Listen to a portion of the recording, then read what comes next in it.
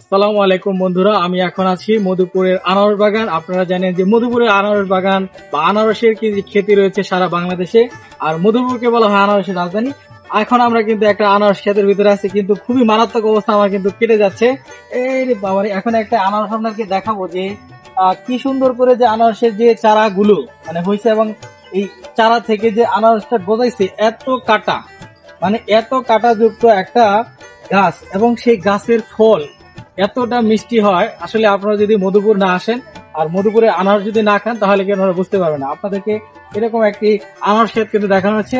আমাদের একটা ইচ্ছা ছিল যে আমরা আনারস খাবো, কিন্তু দুর্ভাগ্যবশত সত্ত্বেও যে আনারস গুলো কেবল ধরেছে, কোথাও আনারস আবার চাষ করা হচ্ছে, কেবল লাগানো হয়েছে। আর এখানে কিন্তু আনারস কিছু কিছু আনারস গাছে কিন্তু এখন আনারস ধরেছে। তো আনারস গাছের যে কাঁটাটা আপনাদেরকে একটু দেখাবো, পাতাটা, এটাকে যদি একটা মানুষকে যদি জবাই করতে চান, তাহলে কিন্তু এই আনারস গাছের পাতাটা জবাই করলে আনাফ, তাকে আর মারতে হবে না, সে একাই মরে যাবে। এত প্রচন্ড বিষ।